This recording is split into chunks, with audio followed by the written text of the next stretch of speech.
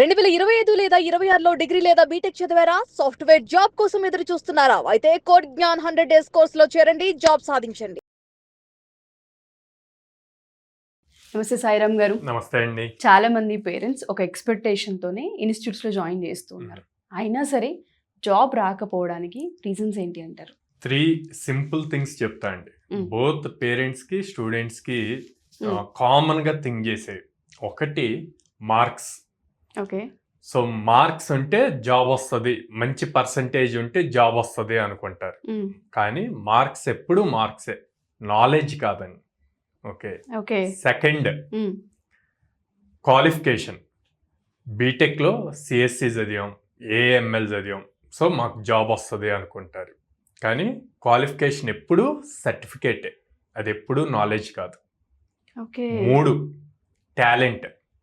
So talent అన్నది ఎప్పుడు ఒక సింగిల్ టాపిక్ మీద నేర్చుకొని అక్కడితో ఆగుతారు.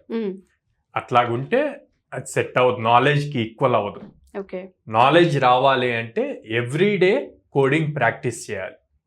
ఎవ్రీడే కోడింగ్ ప్రాక్టీస్ చేస్తే మీకు కాన్ఫిడెన్స్ లెవెల్స్ వస్తే ఇంటర్వ్యూలో జాబ్ క్రాక్ చేయగలుగుతారు. సో అందుకే పైన నేను చెప్పిన ఈ 3 థింగ్స్ ని గనక ప్రాపర్ గా, మార్క్స్ ఎప్పుడు నాలెడ్జ్ తో ఈక్వల్ కాదు, క్వాలిఫికేషన్ ఎప్పుడు నాలెడ్జ్ తో ఈక్వల్ కాదు, టాలెంట్ ఎప్పుడు నాలెడ్జ్ తో ఈక్వల్ కాదు. ఎవ్రీడే ఖచ్చితంగా కోడింగ్ ప్రాక్టీస్ చేస్తే మాత్రమే జాబ్స్ వస్తాయి.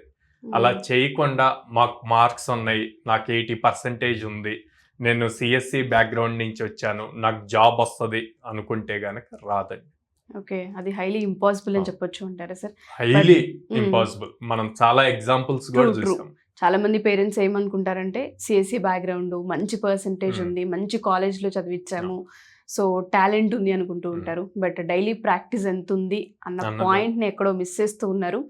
మేబీ జాబ్ క్రాక్ చేయాలన్న ప్రాసెస్లో డైలీ ప్రాక్టీస్ అనేది కనుక ఒక 3 months మ్యాండేటరీ అండి. ఇంకా అసలు వాళ్ళు ఇప్పుడు నిద్ర లేవగానే బ్రష్ ఎలా చేస్తామో ఇంకా అట్లా డైలీ వాళ్ళు కోడింగ్ ప్రాక్టీస్ చేస్తేనే మినిమం 3 to 6 months, అంటే ఉన్న జాబ్ మార్కెట్లో 6 months ఇంకా వేరే యావిగేషన్ లేకుండా ఓన్లీ ఫోకస్డ్గా కోడింగ్ చేస్తేనే వాళ్ళ స్కిల్ నెక్స్ట్ లెవెల్లో ఉంటుంది. అప్పుడు ఈజీగా జాబ్ క్రాక్ చేయగలుగుతారు.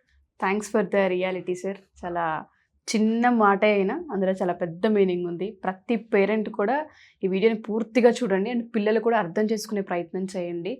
మన నాలెడ్జ్ అనేది దేనితో సమానం, నాలెడ్జ్ ఎప్పుడు వస్తుంది, ఎలా మనం కన్సిస్టెన్సీ ప్రాక్టీస్లో పెడతామో అప్పుడు మాత్రమే జాబ్ క్రాక్ చేయగలుగుతాం అనేది దీని డీపర్ మీనింగ్. అండ్ మన దగ్గర కన్సిస్టెన్సీ అనేది చాలా రెగ్యులర్ ప్యాటర్న్లో ఉంటుంది, ప్రతి స్టూడెంట్ చెప్తుంటుంటారు.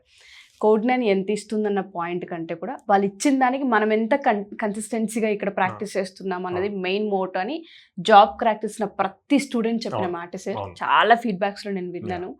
సో ఎవరైనా సరే విజయవాడ లేదా హైదరాబాద్, వైజాగ్లో ఇప్పుడు జాయిన్ అవ్వాలనుకునే వాళ్ళకి మనం ఏ విధంగా ఆపర్చునిటీని క్రియేట్ చేయొచ్చు అంటారు? వాళ్ళు టైంని ఇన్వెస్ట్ చేస్తే. వాళ్ళు టైం 100% మేము ఇన్వెస్ట్ చేస్తాము, అటు ఇటు డివియేట్ అవ్వము అంటే గనక వాళ్ళకి 2 years ఫ్రెషర్ ట్యాగ్ ఉంటుందండి. ఈ 2 yearsలో పేషెన్స్గా వాళ్ళు ఉంటే మనం ఖచ్చితంగా వాళ్ళ కెరీర్ స్టార్ట్ చేయడానికి మనం చేయగలిగిన సపోర్ట్ మనం చేయగలుగుతాం. దాదాపు 800+ కంపెనీస్తో అసోసియేట్ అయి ఉండటం వల్ల వాళ్ళకి మినిమం వీక్లో 3 drives ఇస్తాం అన్నమాట. సో వాళ్ళు ఆ డ్రైవ్స్ కి ప్రిపేర్ అవుతూ అటెండ్ అయ్యి మళ్ళీ ఏదైనా మిస్టేక్స్ చేస్తే మెంటర్స్ తో మాట్లాడి కరెక్ట్ చేసుకొని మళ్ళీ ఇంకో న్యూ డ్రైవ్ కి అటెండ్ అవ్వచ్చు. Okay, thank you sir. Thank you so much. Thank you.